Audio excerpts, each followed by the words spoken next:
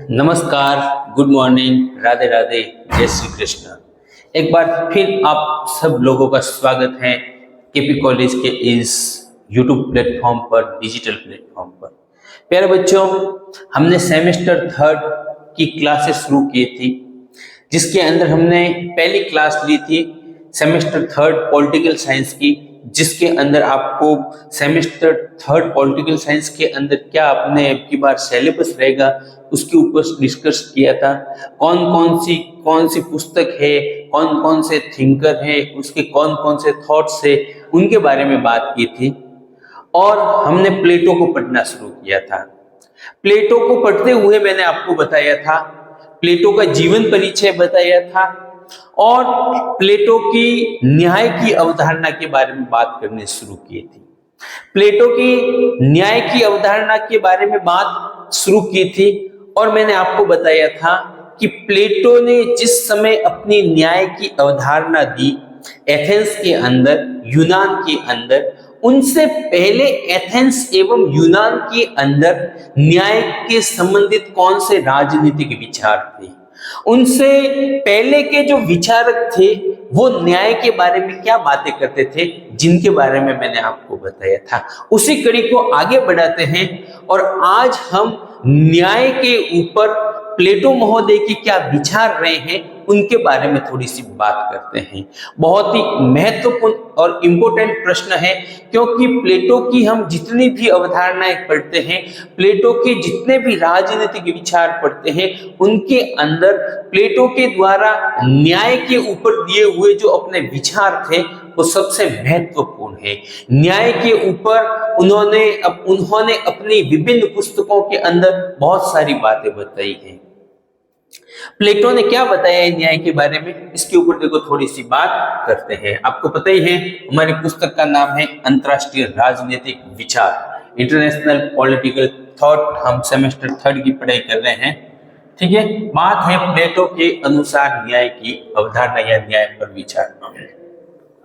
प्लेटो का न्याय सामाजिक नैतिकता से के अधिक निकट था। प्लेटो का जो न्याय था वो क्या था कि ये बाहरी न्याय नहीं था, बल्कि जो समाज के अंदर नैतिकता होती है, समाज के अंदर जो व्यक्ति का एक स्टेटस होता है, एक बाप होता है, वो एक पिता होता है, एक पति होता है, एक पुत्र होता है, एक रिश्तेदार होता है, एक पड़ोसी होता है, और इन सब रिश्तेदारियों के प्रति, राष्ट्र के प्रति, धर्म के प्रति, समाज के प्रति क्या होते हैं, उनकी कुछ नैतिक जिम्मेदारियां होती हैं।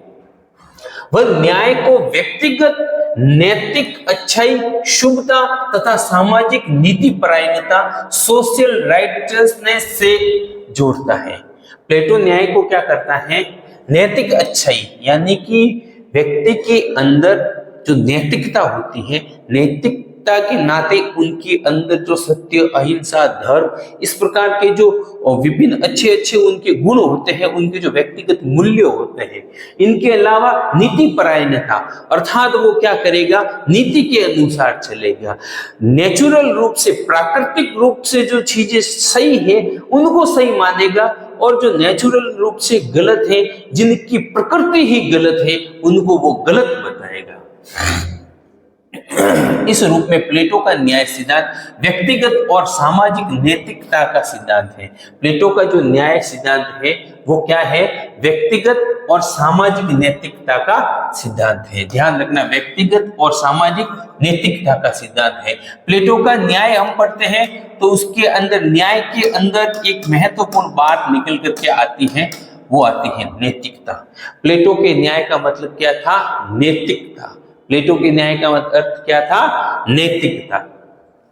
आधुनिक समय में प्रचलित विधि का सिद्धांत नहीं है। हालांकि वर्तमान समय में जो न्याय की अवधारणा है आप सब लोग जानते हैं, किसी के चोरी हो गया, किसी के साथ में मारपीट हो गई, किसी के साथ में किसी भी प्रकार का अन्याय हो गया, उसने जाकर के न्यायपालिका की, कार्यपालिका की शरण ली और उन्होंने उनकी या तो भरपाई कर ली या फिर उनके जो है उनके खिलाफ जिन्होंने कानूनों को तोड़ा है, जिन्होंने इस प्रकार की कार्रवाई की है उनको दंड दे दिया। ये तो न्याय का बाहरी रूप हो जाता है। प्लेटो ऐसा नहीं कहता। प्लेटो कहता है कि एक व्यक्ति ने चोरी की, आप जो सामान उसने चुराया है वो आप उनसे वापस ले सकते हैं। जिस व्यक्ति का सामान चुराया है उसको भी आप क्या कर सकते हैं, उसकी भरपाई कर सकते हैं। ये न्याय नहीं है। जैसे एक व्यक्ति क्या कर रहा है, चोरी कर रहा है, ठीक है, ये अपन जो कहते हैं ए ने बी की चोरी की, ए ने बी की चोरी की। अब वर्तमान न्याय क्या कहता है? वर्तमान न्याय ये कहता है बी को आप क्या कर दो, भरपाई कर दो, और ए को क्या दे दो, दंड दे दो। ए को क्या कर लो, दंड दे दो। ये हो गया न्याय। मगर प्लेटो कहता है ये न्याय नहीं है, ये तो बाहरी रूप है न्याय का। प्लेटो कहता है कि ए के अंदर नैतिक रूप से सुधार आना चाहिए। वो क्या करेगा, वो चोरी करना छोड़ देगा। चोरी करना क्या करेगा, छोड़ेगा ना, तब जाके उसके अंदर क्या है कि आप उसको न्याय कहेंगे। जब न्याय ए के अंदर सुधार आएगा, वो चोरी करना छोड़ देगा और बी के कोई की भरपाई वो स्वयं अपनी मेहनत मजदूरी से करेगा, तब जाके वो क्या कहलाएगा, एक जो है व्यवस्थित न्याय कहलाएगा। प्लेटो ने इस प्रकार की जो है न्याय की अवधारणा दी है। आगे प्लेटो क्या कहता है? प्लेटो मानता है कि नैतिक शुभ के विचार में साहस, संयम तथा विवेक का समावेश होता है। यानी कि नैतिक रूप से जो शुभ क्या विचार होता है व्यक्ति के अंदर, उनके अंदर क्या होता है, उनके अंदर विवेक होता है, उनके अंदर संयम होता है और उनके अंदर साहस जो है वो भी दिखाई देता है। जो स्थिति नैतिक शुभ के विचार को लेकर व्यक्ति की है, वही स्थिति सामाजिक नीति परायणता को लेकर राज्य की है। अर्थात जो स्थिति सामाजिक नीति परायणता को लेकर के राज्य की है, वो क्या होती है, न्याय को लेकर के व्यक्ति की होती है। न्याय का जो रूप व्यक्ति की आत्मा में है, वही रूप राज्य में भी निहित है। अर्थात न्याय के लिए जो व्यक्ति की आत्मा में जो विचार है, अंदरूनी रूप से जो वो बात करता है, वही बातें क्या है, बाहरी रूप से भी दिखाई देनी चाहिए। प्लेटो के अनुसार न्याय के दो रूप है, व्यक्तिगत और सामाजिक या राय से राज्य से संबंधित। प्लेटो न्याय के कितने रूप बताता है? प्लेटो न्याय के दो रूप बताता है।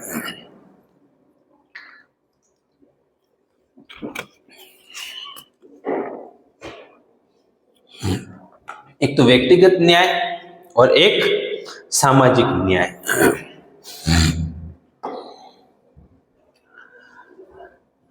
अब देखो, न्याय की परिभाषा देते हुए प्लेटो ने इस राज्य व्यवस्था को और मनुष्य के आंतरिक गुणों को किस प्रकार से तीन रूपों में बांट करके जो है जोड़ा है। न्याय के ऊपर प्लेटो ने और कौन कौन सी बातें कही है, उनके बारे में थोड़ी सी बात आगे करते हैं।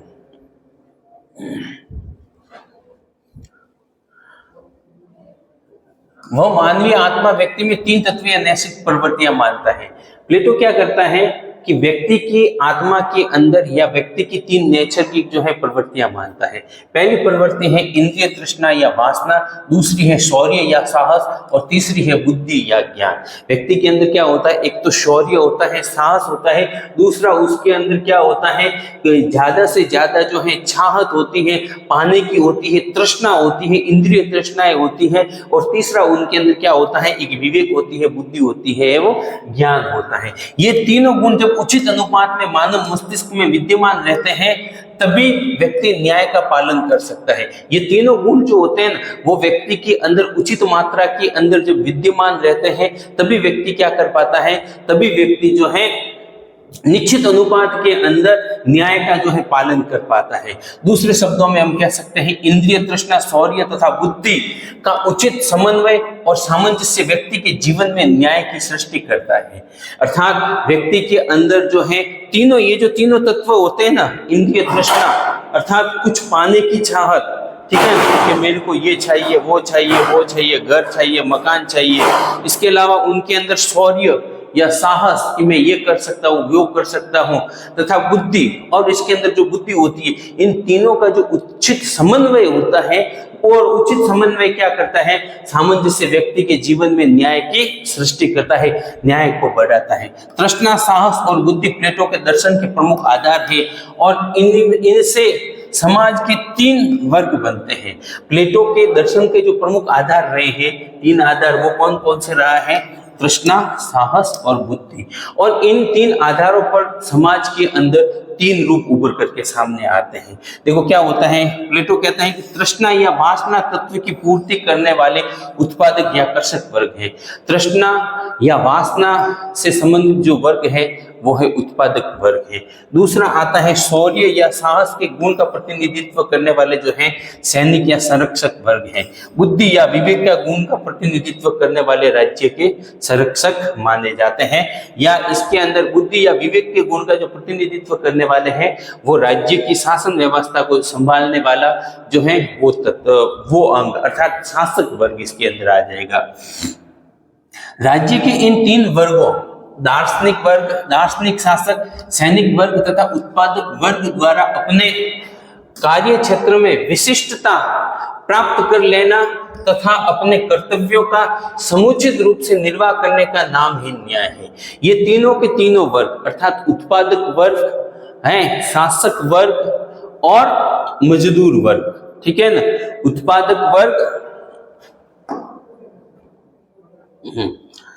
और सैनिक वर्ग, एक तो कृषक या मजदूर जो उत्पादन करने वाले, दूसरे शासन करने वाले और तीसरे सैनिक, ये तीनों क्या करेंगे? अपने अपने कार्यों का जो है अपने अपने हिसाब से कार्य करेंगे, एक दूसरे के कार्यों में इंटरफेयर नहीं करेंगे, हैं, अपनी खुद की नैतिकता को ध्यान में रखते हुए जो है राज्य के हित को ध्यान में रखते हुए कार्य करेंगे, तो राज्य के अंदर न्याय व्यवस्था बनी रहेगी। यह राज्य के तथा व्यक्ति के हित में है कि व्यक्ति अपनी प्राकृतिक प्रतिभा एवं क्षमता के आधार पर अपना एक कार्य क्षेत्र निर्धारित करे। व्यक्ति के ये हित में रहता है कि वो अपनी प्राकृतिक प्रतिभा और क्षमता के आधार पर क्या करे?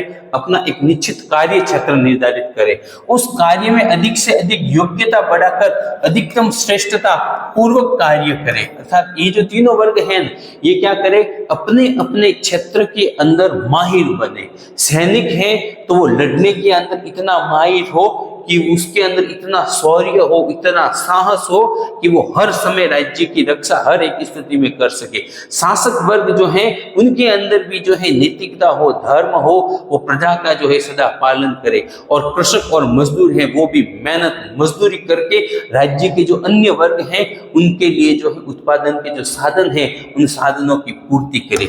न्याय के सिद्धांत की मांग है कि राजा विवेकशील हो। देखो प्लेटो न्याय के सिद्धांत की मांग क्या करता है? राजा कैसा हो? विवेकशील हो, हर बात को सोच समझ करके बाद में वो जो है न्याय करा।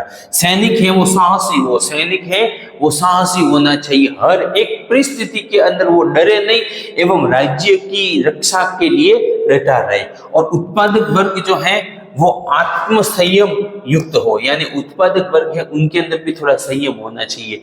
इतनी भी उनके अंदर इंद्रिय तृष्णाएं नहीं होनी चाहिए कि वो अपना जो भी उत्पादन है उनके लिए एक बड़ी रकम की मांग करे, बहुत सारे पैसे मांगे और राज्य की जो है व्यवस्था एक जो परिपाटी है उसको क्या कर दे?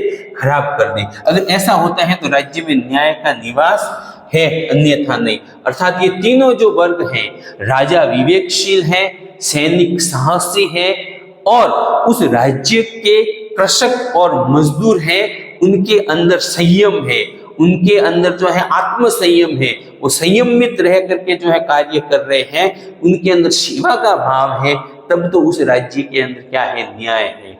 बल्कि उस राज्य के अन्यथा हम उस राज्य के अंदर न्याय नहीं कह सकते। बात करते हैं प्लेटो के न्याय सिद्धांत की विशेषताएं। ये था बड़े रूप में प्लेटो का न्याय सिद्धांत। अर्थात प्लेटो ने न्याय सिद्धांत को 3 भागों में बांटा है: इंद्रिय तृष्णा, शौर्य या साहस और बुद्धि और विवेक। इंद्रिय तृष्णा,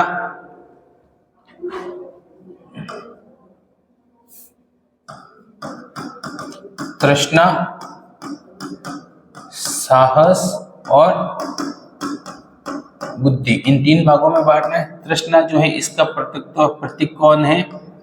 कृषक और मजदूर साहस का प्रतीक है, सेना एवं सैनिक और बुद्धि का प्रतीक है शासक वर्ग। शासक वर्ग ये तीनों है और ये तीनों क्या करेंगे, अपने अपने कार्य के अंदर, अपने अपने क्षेत्र के अंदर माहिर होंगे, एक्सपर्ट होंगे और कार्य करेंगे तो राज्य की जो व्यवस्था है वो अच्छे से चलती रहेगी। ठीक है, तो प्लेटो का न्याय सिद्धांत पढ़ते हैं। उस दौरान ये जो तीन भागों के अंदर प्लेटो ने अपने न्याय सिद्धांत को बांटा है, इनको आप जरूर जो है ध्यान रखेंगे इनके बारे में। बात करते हैं प्लेटो के न्याय सिद्धांत की विशेषताएं। प्लेटो ने जो अपना न्याय सिद्धांत दिया है, इनकी बड़े रूप के अंदर क्या क्या विशेषताएं हैं, उनके ऊपर थोड़ी सी बातें कर लेते हैं।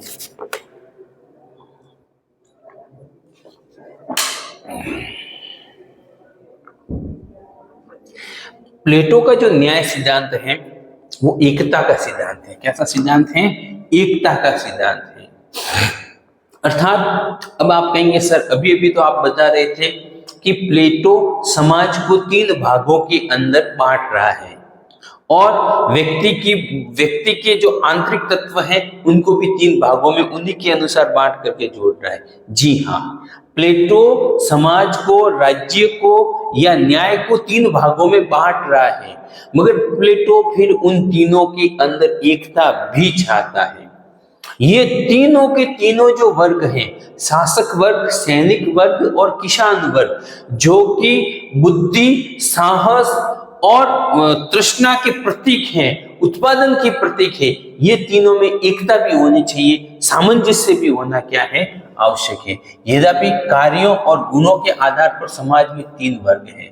कार्य के आधार पर समाज में कितने वर्ग हैं? तीन वर्ग हैं। तो ध्यान रखना, प्लेटो ने समाज को कितने वर्गों में बांटा था? प्लेटो ने समाज को तीन वर्गों में बांटा था। कितने वर्गों में बांटा था? तीन वर्गों में बांटा था। परंतु ये वर्ग विभिन्नता के नहीं बल्कि एकता के प्रतीक है। ये जो तीनों वर्ग हैं ये क्या होते हैं? भिन्नता के प्रतीक नहीं होते हैं, बल्कि किसके प्रतीक होते हैं? एकता के प्रतीक होते हैं। इन तीनों वर्गों के अंदर आपस में एकता भी पाई जाती है। अगर इन तीनों वर्गों के अंदर आपस में सामंजस्य नहीं होगा, एकता नहीं होगी, ठीक है, एक दूसरा वर्ग जो है एक दूसरे का सम्मान नहीं करेगा, एक दूसरे को अपने से उच्च समझेगा या स्वयं को निम्न समझेगा, तो फिर उस राज्य के अंदर हम न्याय व्यवस्था नहीं मान सकते, तो फिर वहां पर न्याय नहीं है। समाज के जो तीनों वर्ग हैं, शासक वर्ग, सैनिक वर्ग और किसान वर्ग, इन तीनों में क्या है? एकता होनी जरूरी है। हालांकि इन तीनों का कार्य अलग है, फिर भी क्या है, इनके अंदर विभिन्नता होते हुए भी एकता होना जरूरी है। अर्थात ये एकता का सिद्धांत है, अर्थात विभिन्नता में एकता प्लेटो के न्याय की पहली विशेषता थी। दूसरी विशेषता है तीन गुणों का समावेश। प्लेटो क्या कहता है? प्लेटो कहता है न्याय राज्य तथा व्यक्ति के मौलिक सद्गुणों का एक अंग है। ठीक है ना? न्याय क्या है? न्याय जो है वो राज्य और व्यक्ति के मौलिक सद्गुण है। राज्य के अच्छे गुण और व्यक्ति के अच्छे गुण, इन दोनों का क्या है? एक अंग है। व्यक्ति में तीन नेचर के गुण है, व्यक्ति के अंदर तीन नेचर के गुण है। एक तो उनके अंदर चाहत रहती है, वो भी मेरा, वो भी मेरा, वो भी मेरा। समाज के अंदर घर, गाड़ी, बंगला, पुत्र, पौत्र, पत्नी, मित्र, यानी कि बहुत सारी जो ये बाहरी भौतिक वस्तुएं होती हैं, उनको प्राप्त करने की उनके अंदर अभिलाषा होती है। एक उनके अंदर साहस होता है, जिससे वो क्या है, यानी कि व्यापार के अंदर पैसा लगाता है, खेती करता है तो वो भी साहसी है, ठीक है, उसके अंदर भी पैसा लगाना पड़ता है। या फिर वो अपने राज्य, अपने परिवार, अपने समाज की क्या करता है? रक्षा करता है, और जब आवश्यकता पड़ती है तब वो लड़ता भी है। और तीसरी होती है उनके अंदर बुद्धि, अर्थात उनके अंदर विवेक होता है, ठीक है, मैनेजमेंट करने की उनके अंदर क्षमता होती है। ये तीनों गुण किनके होते हैं? ये तीनों गुण जो है व्यक्ति के अंदर पाए जाते हैं। इन तीन गुणों का सुव्यवस्थित संतुलन और जीवन संचालन ही न्याय है। और ये तीनों के तीनों गुण हैं, वो किसके अंदर पाए जाते हैं? ये तीनों के तीनों गुण हैं वो राज्य के अंदर भी पाए जाते हैं। राज्य के अंदर भी क्या होते हैं? पाए जाते हैं। तृष्णा का प्रतीक कौन हो जाएगा? किसान और मजदूर हो जाएगा। साहस का प्रतीक सेना हो जाएगी या सैनिक हो जाएंगे। और बुद्धि का प्रतीक जो है, जो हमारा शासक वर्ग है, शासन करने वाले राजा सहित उसके जो सहयोगी है, वो इनके हो जाएंगे। और ये तीनों जो है ना, इनके तीनों के अंदर क्या होना चाहिए? संतुलन। ठीक है ना, इनके अंदर जैसे व्यक्ति के जीवन के अंदर तृष्णा, साहस एवं बुद्धि, इन तीनों का संतुलन होता है, उसी प्रकार से राज्य के अंदर भी इन तीनों के जो प्रतीक तीन वर्ग होते हैं, इनके अंदर जो है सामंजस्य होना जरूरी है, तभी राज्य के अंदर न्याय होगा। प्लेटो का जो न्याय सिद्धांत है वो हस्तक्षेप का सिद्धांत है। हस्तक्षेप के सिद्धांत से तात्पर्य यह है कि समाज के अंदर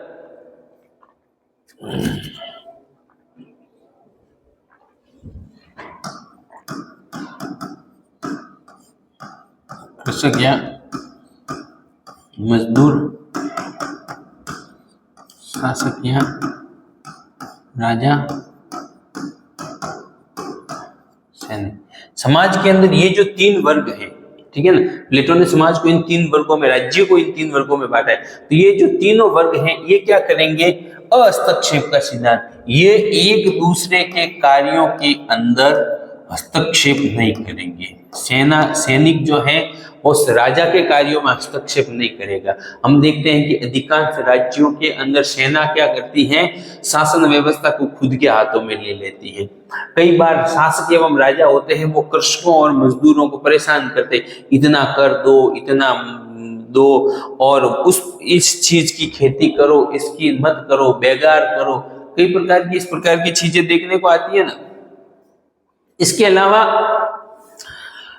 कई बार जो है किसान जो होते हैं वो भी सैनिकों के अंदर, यानी कि हस्तक्षेप के सिद्धांत का मतलब यही है कि प्लेटो ने समाज को जिन तीन वर्गों के अंदर बांटा है, ये तीनों वर्ग एक दूसरे के कार्यों में हस्तक्षेप नहीं करेंगे।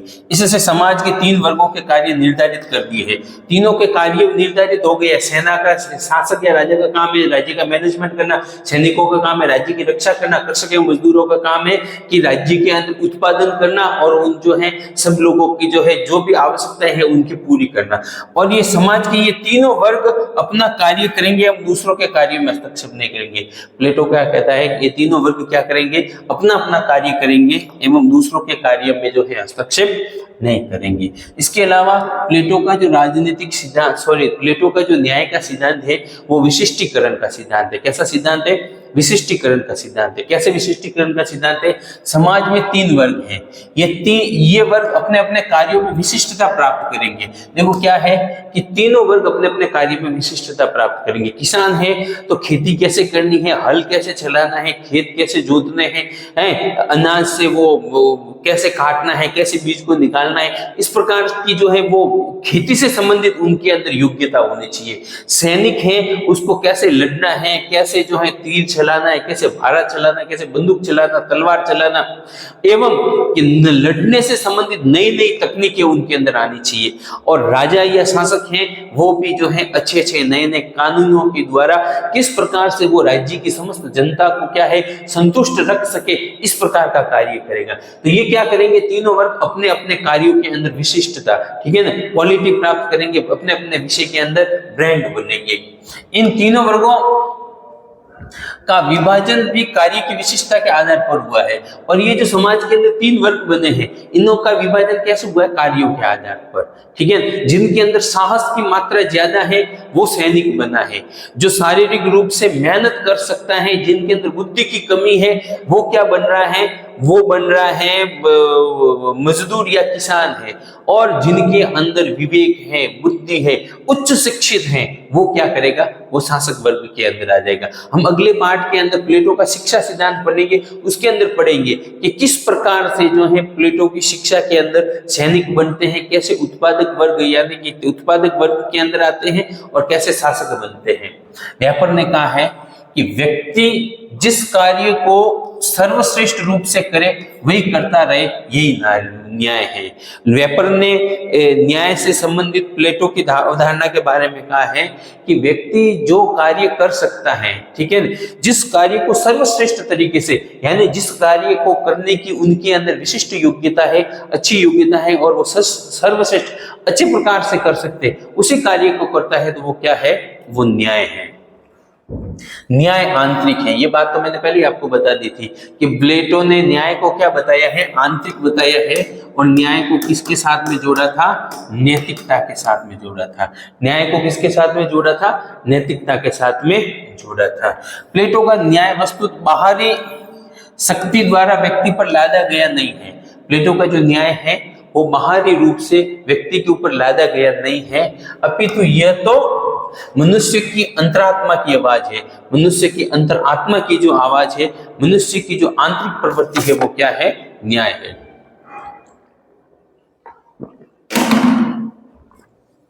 अति व्यक्तिवाद का विरोध। प्लेटो का जो न्याय सिद्धांत है वो क्या करता है, अति व्यक्तिवाद का विरोध करता है, अर्थात व्यक्ति को अति जो है ना अधिकार या उनको छूट देना वो भी गलत मानता है, और अति उनके ऊपर पाबंदियों को भी क्या मानता है, गलत मानता है।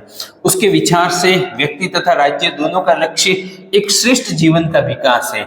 राज्य के अंग के रूप में व्यक्ति अपने जीवन का समुचित विकास कर सकता है। वो प्लेटो क्या करता है, अब देखो यहाँ पे राज्य को साध्य मान रहा है, वो व्यक्ति की तुलना में राज्य को क्या कह रहा है, ज्यादा बल दे रहा है। उनका कहना है कि व्यक्ति को अगर अपना समुचित विकास करना है, व्यक्ति का उचित विकास राज्य के अंदर रह करके ही संभव है, राज्य के बिना व्यक्ति का कोई भी अस्तित्व नहीं है। अतः व्यक्ति को राज्य से ऊपर नहीं मानना चाहिए, ठीक है ना। वो यही बताए अति व्यक्तिवाद, यानी व्यक्तिवाद, जो व्यक्ति जो है उनको राज्य ऐसी शक्तियां या ऐसे अधिकार नहीं देने चाहिए जिससे राज्य का क्या हो, नुकसान हो। व्यक्ति राज्य से ऊपर नहीं है, बल्कि राज्य है तो व्यक्ति है। इसके अलावा अगली जो उनके जो विशेषता है वो है मनोवैज्ञानिक आधार। प्लेटो का न्याय संबंधी विचार मनोवैज्ञानिक तत्व लिए हुए हैं। उन्होंने नैतिकता, सत्य, धर्म, अहिंसा आंतरिक चीज इसको बताया था। दार्शनिक शासक, दार्शनिक शासक, इसके ऊपर हम कभी अलग से एक जो है क्लास करेंगे जिसके अंदर बताएंगे। प्लेटो ने राज्य के अंदर न्याय की स्थापना के लिए कहा था कि जो शासन व्यवस्था है वो दार्शनिकों को सौंप देनी चाहिए। किसको, दार्शनिकों को, पढ़े लिखे व्यक्तियों को, अध्यापकों को सौंप देनी चाहिए। दार्शनिक शासक, दार्शनिक राजा की अवधारणा उन्होंने दी थी, ठीक है। तो प्लेटो के न्याय के लिए क्या आवश्यक है, दार्शनिक शासक बनना आवश्यक है। दार्शनिक शासक कैसे बनेंगे, उसके क्या क्या कार्य होंगे, इनके बारे में हम एक अलग से क्या करेंगे, इसकी क्लास लेंगे। न्याय की प्राप्ति के लिए नितांत आवश्यक है कि राज्य की शासन व्यवस्था विवेकशील, निस्वार्थी और कर्तव्यपरायण व्यक्तियों के हाथ में हो। इन्हीं गुणों से युक्त समूह को प्लेटो के द्वारा शासक का नाम दिया गया है। उन्होंने कहा है कि कर्तव्यपरायण, निस्वार्थी, विवेकशील, अच्छी शासन व्यवस्था संभालने वाले व्यक्ति जो है ना, वो शासक बनने चाहिए, वो राजा बनने चाहिए। और ये विवेकशील शासन, राज्य की शासन व्यवस्था का ज्ञान वाले, निस्वार्थी, कर्तव्यपरायण व्यक्ति, वो कहता है कि जो दार्शनिक होते हैं उन्हीं के अंदर ये सारे के सारे सर्वश्रेष्ठ गुण होते हैं। अतः दार्शनिकों को शासक बना देना चाहिए। न्याय जीवन का एक आंतरिक तत्व और संतुलनकारी धारणा है। प्लेटो ने कहा था कि न्याय क्या है, न्याय जीवन का एक आंतरिक तत्व है, ठीक है ना, अंदरूनी तत्व है, स्वतः उत्पन्न होने वाला तत्व है, ये कोई कृत्रिम या बाहरी तत्व नहीं है। और न्याय जो है वो व्यक्ति के जीवन के अंदर व्यक्ति एवं राज्य के बीच में क्या कर रहा है, संतुलन स्थापित करना है, करने वाला तत्व है। संतुलनकारी जो धारणा है वो क्या है, न्याय है। न्याय कृत्रिम या बाहरी वस्तु न होकर मनुष्य के अंतःकरण की एक पवित्र भावना है जिसका आधार आत्मसंचय एवं आत्मत्याग है। आत्मसंचय एवं आत्मत्याग के द्वारा ही न्याय की प्राप्ति हो सकती है। तो ये थी प्लेटो की न्याय की अवधारणा, जिसके अंदर आपको मुख्य रूप से दो चार जो बातें हैं इनके ऊपर क्या करना है, विचार करना है। प्लेटो के न्याय सिद्धांत की विशेषताओं को पढ़ना है एवं शासक, सैनिक और किसान, इधर बुद्धि, साहस और किसान, इन तृष्णा, शासक, बुद्धि, सैनिक, साहस, इन तीनों का जो है सामंजस्य, ये बात ध्यान रखना है। नैतिकता, न्याय का मतलब नैतिकता होता है। इस प्रकार से कुछ महत्वपूर्ण जो बिंदु है वो न्याय से संबंधित आपको क्या करना है, ध्यान रखने हैं। कभी कभार प्रश्न आ जाता है कि प्लेटो के न्याय सिद्धांत की आलोचना कीजिए, कि प्लेटो के न्याय सिद्धांत में क्या क्या कमी रही है। तो अब तक हमने जो बातें पढ़ी है उनके अंदर आपको जो कमियां लगी है वो आपको प्लेटो के न्याय सिद्धांत के अंदर कमियों के अंदर बता सकते हैं। फिर भी कुछ पॉइंट मैंने आपके लिए यहाँ पे लिए हैं, इनको आप देख सकते हैं। प्लेटो का जो न्याय सिद्धांत है क्या है, कठोर और समरूपता का सिद्धांत है। कठोर समरूपता का सिद्धांत है। उनके अंदर जो है लचीलेपन की कमी है। और ये नैतिकता का सिद्धांत है। प्लेटो ने जो है अपने न्याय सिद्धांत के अंदर नैतिकता के ऊपर ज्यादा बल दे दिया। इतना नैतिक होना राज्य के लिए आवश्यक नहीं है, इतना नैतिक होकर के राज्य की व्यवस्था नहीं चल सकती। राज्य के लिए दंड का विधान भी होना आवश्यक है। अवैज्ञानिक आधार, प्लेटो का जो सिद्धांत है उनके कोई वैज्ञानिक आधार है ही नहीं। उनके अंदर न तो कोई साइंस की कमी है, यानी तर्क की कमी है, फैक्ट की कमी है, ठीक है ना, यथार्थवादिता की कमी है। सिर्फ और सिर्फ कैसा है, आदर्शवादी, ठीक है, दर्शन पर आधारित और काल्पनिकता, ठीक है ना, काल्पनिकता आदर्शवादिता ज्यादा है, वास्तविकता से परे है। व्यक्ति को राज्य का अधीनस्थ बना देना, यहाँ पे क्या करना है, राज्य को ये बहुत ज्यादा जो है शक्तियां दे रहा है। मैंने अभी बताया था अति व्यक्तिवाद के विरुद्ध, व्यक्ति को क्या कर रहा है, राज्य का अधीनस्थ बना करके रख रहा है। प्रजातंत्र विरोधी, डेमोक्रेसी का ये विरोध है, लोकतंत्र विरोधी है, जिसके अंदर व्यक्ति के ऊपर बल दिया जाता है, तो ये व्यक्तिवाद का तो विरोधी कर रहा है। अत्यधिक एकीकरण, वो जो है प्लेटो बात के अंदर राज्य के अंदर तीनों वर्गों को एक करने की बात कर रहा है, मगर इस प्रकार की चीजें संभव नहीं है। अत्यधिक पृथक्करण, यानी कि एकीकरण भी बहुत ज्यादा कर रहा है, और पृथक्करण, तीन राज्य के जो तीनों तत्व है उनके अंदर बहुत ज्यादा वो पृथक्करण कर देता है। ठीक है, तो ये था प्लेटो का न्याय सिद्धांत। आज के लिए इतना ही। कल जो है हम और प्लेटो के किसी एक राजनीतिक विचार के बारे में पढ़ेंगे, देखेंगे प्लेटो का शिक्षा के